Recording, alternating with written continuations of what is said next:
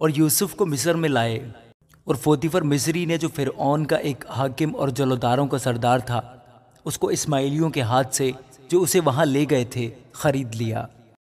اور خداوند یوسف کے ساتھ تھا، اور وہ اقبال بند ہوا اور اپنے مصری آقا کے گھر میں رہتا تھا۔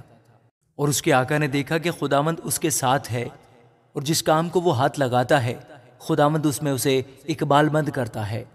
چنانچہ یوسف اس کی نظر میں مقبول ٹھہرا، اور وہی اس کی خدمت کرتا تھا، اور اس نے اسے اپنے گھر کا مختار بنا کر اپنا سب کچھ اسے سونپ دیا۔ اور جب اس نے اسے گھر کا اور سارے مال کا مختار بنایا تو خداوند نے اس مصری کے گھر میں یوسف کی خاطر برکت بخشی، اور اس کی سب چیزوں پر جو گھر میں اور کھیت میں تھیں خداوند کی برکت ہونے لگی۔ اور اس نے اپنا سب کچھ یوسف کے ہاتھ میں چھوڑ دیا، اور سوا روٹی کے جسے وہ کھا لیتا تھا اسے اپنی کسی چیز کا ہوش نہ تھا۔ اور یوسف خوبصورت اور حسین تھا۔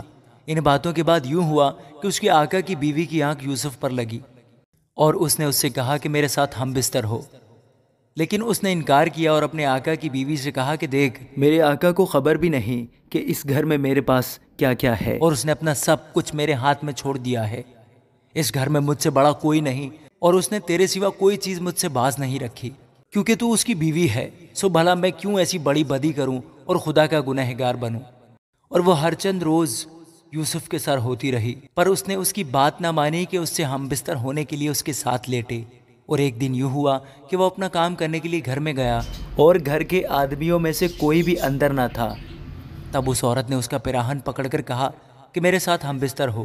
وہ اپنا پیراہن اس کے ہاتھ میں چھوڑ کر بھاگا اور باہر نکل گیا۔ جب اس نے دیکھا کہ وہ اپنا پیراہن اس کے ہاتھ میں چھوڑ کر بھاگ گیا تو اس نے اپنے گھر کے آدمیوں کو بلا کر ان سے کہا کہ دیکھو، وہ ایک عبری کو ہم سے مذاق کرنے کے لیے ہمارے پاس لے آیا ہے۔ یہ مجھ سے ہم بستر ہونے کو اندر گھسایا، اور میں بلند آواز سے چلانے لگی۔